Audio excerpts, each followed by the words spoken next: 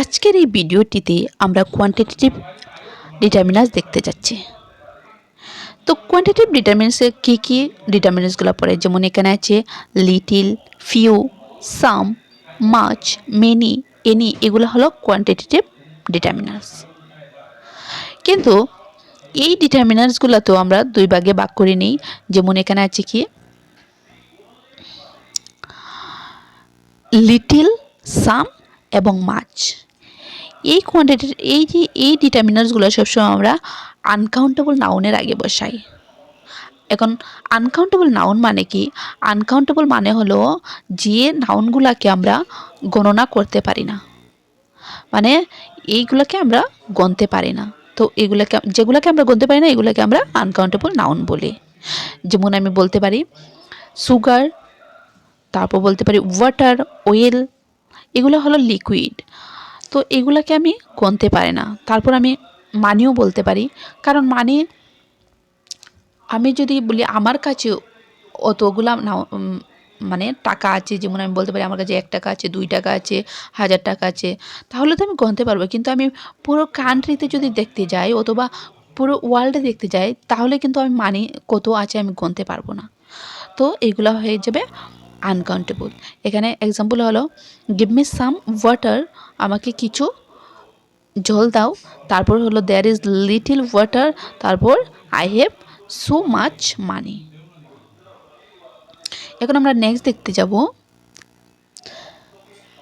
এখানে লিটিলকে কিন্তু আমরা কি করতে পারি, আবার 3 ভাগে ভাগ করতে পারি, যেমন লিটিল, এ লিটিল এবং দা লিটিল। তো কখন আমি কোন নাউনের আগে আমার লিটিল বসবে, এ লিটিল বসবে অথবা দা লিটিল বসবে, আমরা এইগুলা এখন দেখতে যাচ্ছি। এখানে আছে যেমন যখন আমি কোনো একটি নাউন আমার প্রায় বোঝায় নাই, তাহলে আমরা কি বলবো, এই নাউনের আগে আমরা লিটিল বসাবো, শুধু লিটিল বসাবো। ঠিক আছে? যেমন আমি যদি বলি যে আই হ্যাভ নো সুগার। তো এখানে আমরা নোর জায়গাতে আমরা নোকে রিপ্লেস করে আমরা লিখতে পারি যে লিটিল। তো লিটিল আমাদের প্রায় নাই বোঝায়। তারপর এখানে আছে যে এ লিটিল আমি কখন বসাবো, যখন একটি নাউন আমার অল্প মাত্রায় আছে বোঝায়, তখন আমি কি করব, এ লিটিল বসাবো। যেমন এখানে I have a little sugar, আমার কাছে কিছু সুগার আছে, চিনি আছে, তাই আমি এ লিটিল বসিয়েছি। তারপর আমি লিখবো যে দা লিটিল আমি কখন বসাবো। দা লিটিল মানে যখন আমি কোনো নির্দিষ্ট একটি বস্তুকে বলবো অথবা নাউনকে বলবো, তখন আমি এটাতে আমি কি লিখবো, দা লিটিল লিখবো। যেমন এখানে আমি লিখছি the little money he had save is stolen, মানে ওই ব্যক্তিটা যে কিছু মানি সেভ করেছিল ওই পুরো সেভিংটা কি হয়ে গেছে, এই পুরো মানিটা কি হয়ে গেছে, চুরি হয়ে গেছে।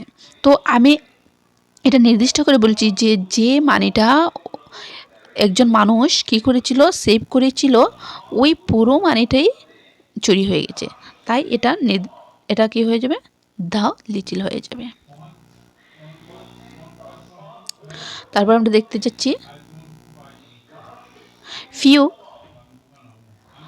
মেনি, এনি, এগুলো সবসময় কাউন্টেবল নাউনের আগে বসে। যেমন আমি যে নাউনগুলোকে আমি গণতে পারবো এই নাউনগুলোর আগে আমার ফিউ, মেনি এবং এনি বসবে। ফর এক্সাম্পল আমি যদি বলি চেয়ার, চেয়ার কি হবে, চেয়ার হয়ে যাবে আমার কাউন্টেবল নাউন। আমি যদি বলি পেন, তারপরে টেবিল, এইগুলো হয়ে যাবে আমার কাউন্টেবল নাউন। তো এগুলোর আগে আমি সবসময় কী বসাবো, হতে পারে কোনো সময় আমি ফিউ বসাবো, কোনো সময় আমি মেনি বসাবো, অথবা কোনো সময় এনি বসাবো। তো আমি সেমভাবে এখানে কী করতে পারি, যেমন আমি লিখেছিলাম এ লিটিল, দা লিটিল এবং লিটিল, সেমভাবে এখানে কি হয়েছে ফিউ, এ ফিউ এবং দা ফিউ। এখানে এ লিটিল, এ ফিউ এগুলোর মধ্যে কোনো ডিফারেন্স নেই, শুধু আমি লিটিলকে বসাই আনকাউন্টেবলে এবং ফিউকে বসাই কাউন্টেবলে। আর এই যে আমি এ লিটিল কখন বসাই, এ ফিউ কখন বসাই, দা লিটিল কখন বসাই অথবা লিটল কখন বসাই, সেমভাবে আমার ফিউর ক্ষেত্রেও আমার এগুলোই হয়। তারপর ইউজ অফ এনি, আমি এনিকে কখন বসাই? এনি বসাবো আমি যখন একটা সেন্টেন্স দেখব যে এটা ইন্টারোগেটিভ আছে। ইন্টারোগেটিভ মানে কি? ইন্টারোগেটিভ মানে হয়ে গেল আমার মানে কোয়েশ্চেন মার্ক। আমি কোয়েশ্চেন মার্ক যেই দেখবো একটা সেন্টেন্সে, তাহলে আমি এখানে এনি বসাবো।